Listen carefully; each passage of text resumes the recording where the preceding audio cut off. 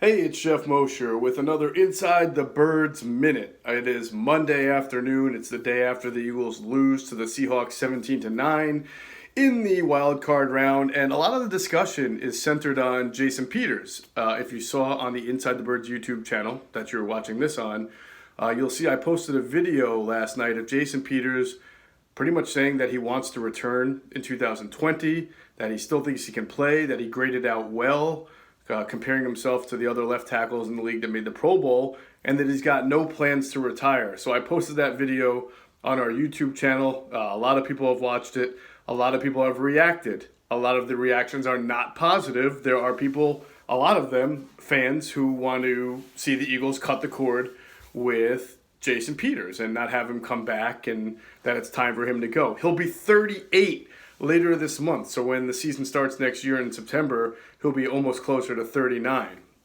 So you can understand why a lot of fans who saw the false starts and just feel like Jason Peters is not the same Jason Peters that he used to be would want to see Jason Peters go.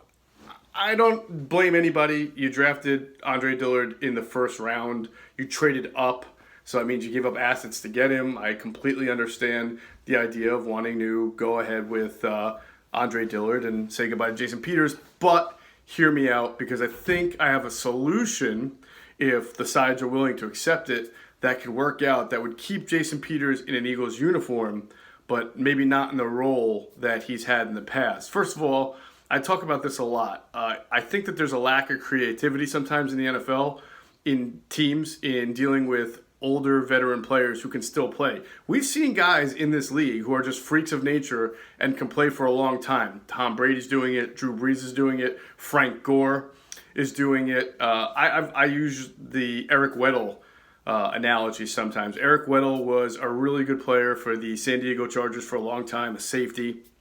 He was very good, but eventually he got a little bit old, and the Chargers decided, well, we're going to replace him, or at least try to replace him with young blood. And so they let Eric Weddle go. He goes to Baltimore, has a couple of years there. I believe he made 1 or 2 Pro Bowls left in Baltimore, so he still had talent. And then he got a little bit older in Baltimore, and then they decided to let him go. So then he went and signed with the LA Rams. Now the Rams catered, or at least made a special role for him. He wasn't a starting safety. I believe he was kind of like a nickel or a dime safety, which you see used a lot in Philadelphia with that third or fourth safety on the field. So they clearly recognized that his aging meant he was not the same player that he used to be, but that he could still fill a role, right? A lot of teams just get rid of players once they reach a certain age, even if they can still play, instead of finding a special role for a player. So I think there's a role that I could see Jason Peters occupying for the Eagles that would make sense in 2020 if he's willing to do it and if the organization is willing to do it. So what I think Jason Peters could do is come back as the swing guard tackle or right tackle, left tackle, play guard if necessary, probably left side if he wanted to, because that's where he's played most of his career. With all the injuries that you've seen on the Eagles' offensive line over the last few years, just this year alone, they had injury to Lane Johnson. They had an injury to Brandon Brooks. They had an injury to Jason Peters himself that forced Andre Dillard in. So you had 3 backups, Big V, Dillard, and Matt Pryor, all playing at times this year. So even if Jason came back as a backup, it's still pretty realistic that he would probably see a decent amount of snaps as an Eagle in 2020.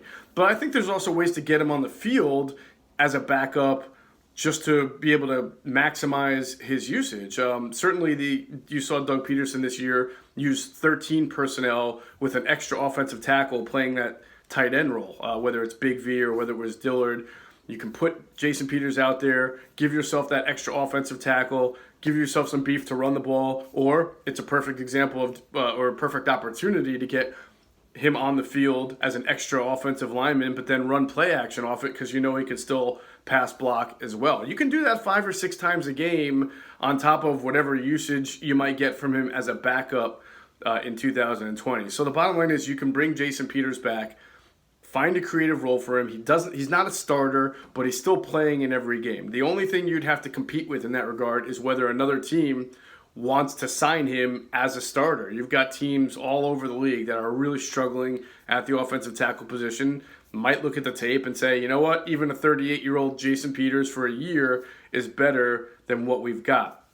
If that's the case and somebody wants to pay him, several $1 million to start, I personally would say, all right, Jason, you've been a great Eagle.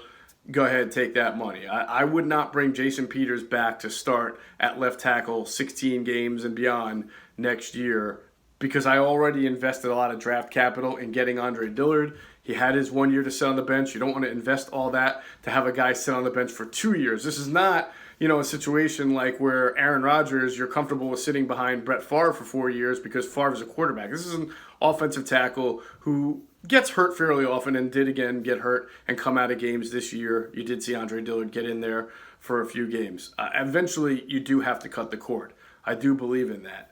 But again, if you can convince Jason Peters to come back as a backup tackle who will play in every single game, at least 6, 7, maybe more snaps as a tackle eligible type player who can help the run game, help the play action pass game, who will be involved and still do what he does. He's very close to the owner. He's almost like an assistant offensive line coach because he's close with all the linemen and helps them and prepare.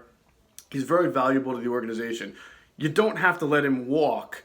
You can find if he's willing to accept that kind of a role. So I think that there's a way it can work out. We'll see what happens. We have a lot of time. But just remember, when your first reaction is no, get away, the reaction should be, you know what, there is still some value. He can still be an asset, not as a starter, but as a role player on the offensive line. It could make sense to bring him back on a 1-year deal for low money. Obviously, it's not going to be straining the budget if it's a 1-year deal. There's an opportunity here to make it work and make Jason Peters retire or ever play his last down as a Philadelphia Eagle and still get good value. As Jason Peters said, and I think it's probably true, he said he graded out better than the 3 offensive linemen or 3 offensive tackles who made the Pro Bowl. And you look around the league, and you can certainly acknowledge that he had a hard time blocking Jadeveon Clowney on Sunday against the Seahawks. But you look around the league, and there's probably not that many left tackles that are right now better than Jason Peters. So I know everybody's ready to move on Andre Dillard and think that just naturally he'll develop into a great left tackle. I'm sure the expectations are, but you have no idea if he'll be able to do that in year 2. So it might be a good idea to keep Jason Peters around in a specified role for 2020. All right, everybody, that's another Inside the Birds Minute. Make sure you're checking out the Inside the Birds podcast on all the major podcast platforms with me and Adam Kaplan. We're going to be doing tons of podcasts in the off season. We got a lot of things coming up, so I'm very excited. I'll be excited to share some big Inside the Birds news with you guys as it goes along. And please, please, please make sure you're subscribing to the Inside the Birds YouTube channel. All right, talk to you guys again soon.